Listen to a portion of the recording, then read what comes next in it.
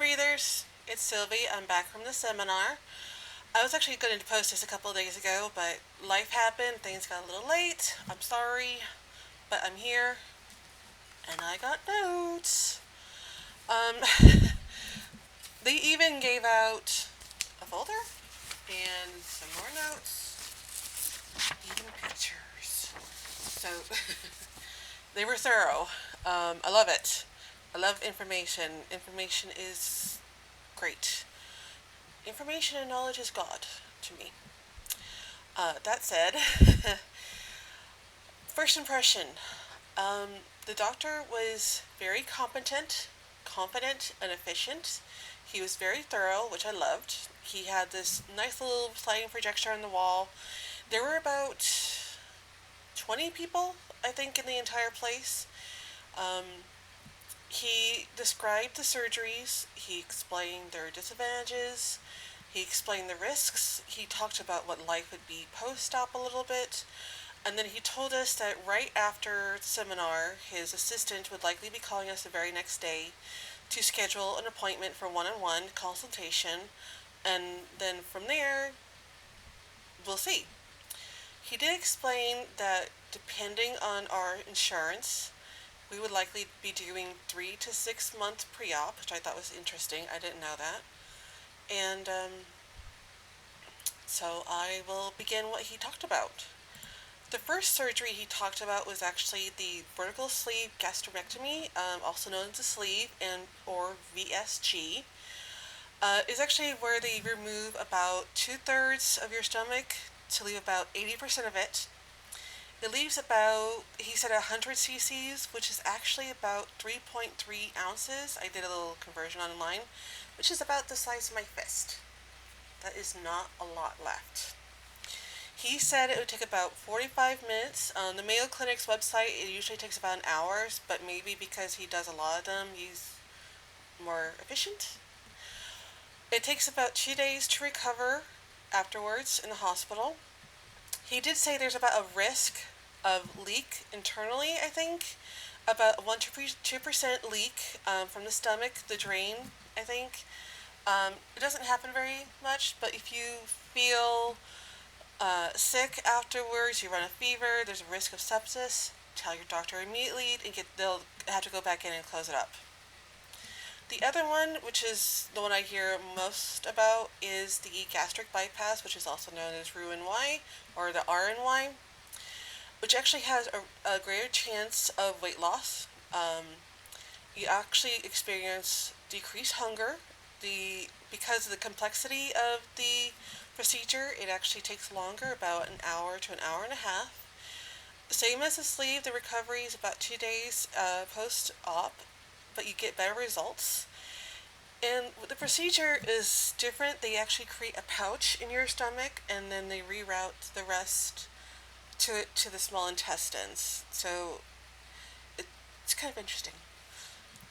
The disadvantages, pretty much the same with the sleeve, but I guess there's an increase of nutritional deficiencies and the risk of anemia.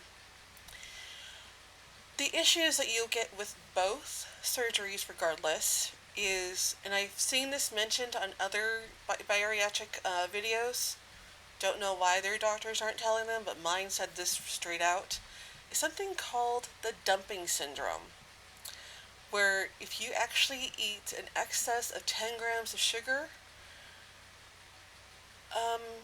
to be blunt, you're going to have very excess of diarrhea. Your stomach is just going to go crazy and you're going to go nuts. So you have to watch the sugar intake, and you really have to go watch what you eat, really. Or else you're going to be going to the bathroom a lot. And particularly sugar, apparently. I'm not sure why, you are. So to avoid that, watch what you eat, but particularly sugar. You do run the risk of dehydration, particularly because, again, your stomach is going to maybe about this, to about this. So, and you can't chug. You can't just go, oh, I'm just going to drink like 3 to 4 cups in one sitting. You can't, because it's not going to get absorbed. So you have to drink 64 ounces of water at least a day, but in tiny sips throughout. So your body has a chance to absorb it. Otherwise, missed. But because your stomach has gone from this to this, you can't drink 30 minutes before your meal, you can't drink water during your meal, and you can't drink after for about 30 minutes. Because then you run the risk of washing out what you just ate. Because it's a post-op, you can't eat more than maybe 45 ounces. So say you eat all the way and you're full. What do you think is going to happen after you drink? You wash it out. It's not going to have a chance to absorb. And you really need to give your body a chance to absorb. So, some people have actually experienced temporary hair loss, mainly because your body goes into a big drastic change of nutrition. And I'm not talking about you're going to go completely bald. I'm talking you're going to have more hair coming out. But most of them will get it back. So it's temporary. Sometimes you may have to be given vitamins to help.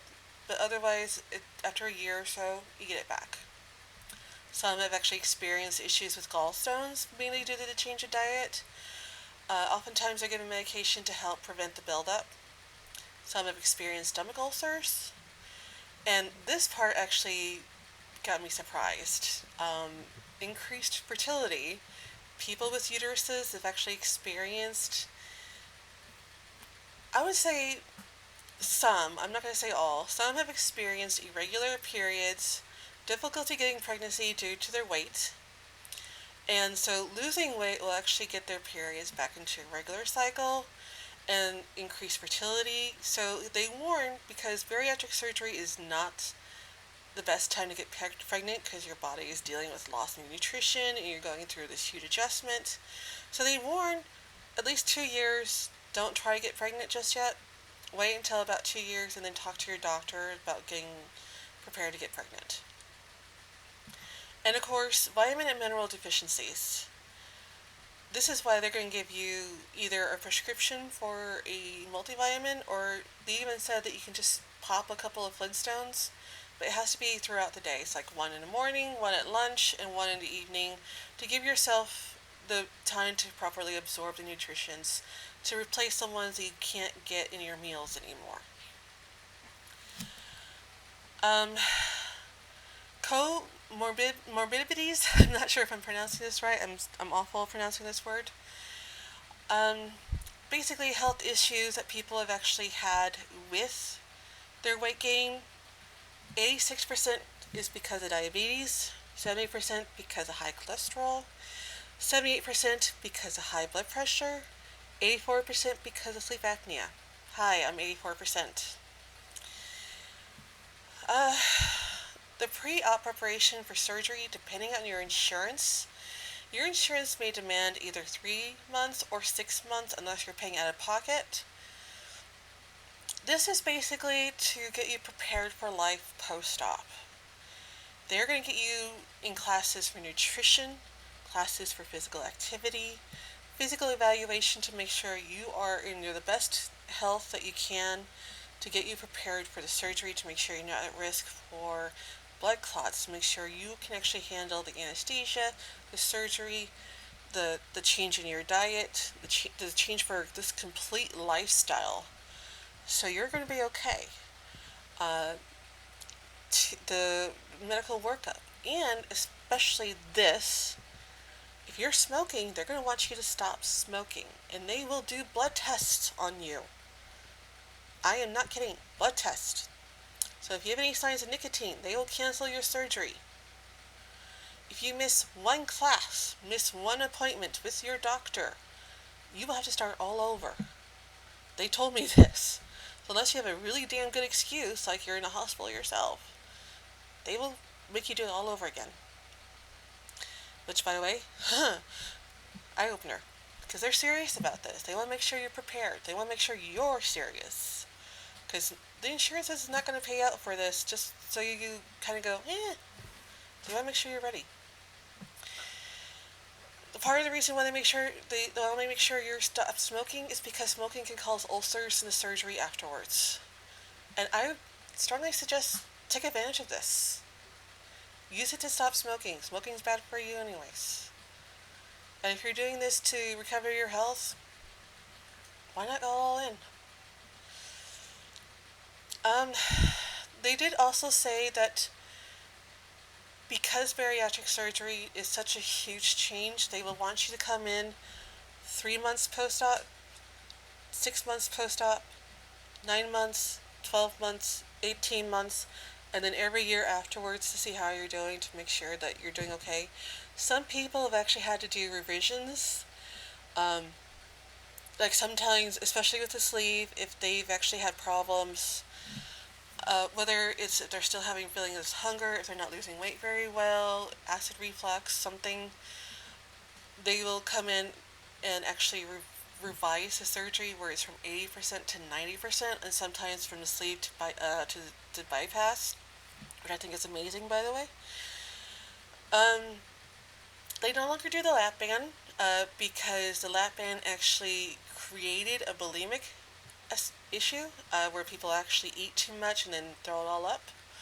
It didn't really help with the weight loss, and because it's made of silicone, like apparently the lap band itself was actually made of silicone, it caused issues, and so they just stopped a couple of years ago, I think.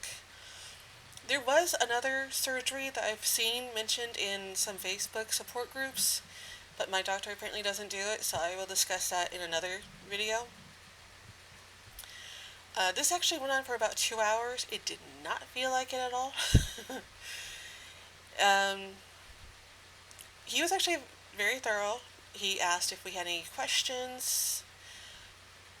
I didn't really have any. He did say that if your BMI is at 60 or above, you will be expected to lose about 10% of your weight before the surgery. I guess in part to prove that you can follow the diet, and because of the risk if you're above 60. I'm not sure why. And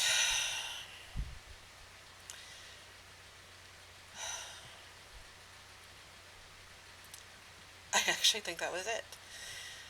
He, there were a couple of questions, but overall I think everybody was just, they were there to listen, and he explained very well. I had a good impression of him. Still not sure if I want to do this surgery because, again, it's a lot, and I rather think I want to try doing weight loss myself. Um,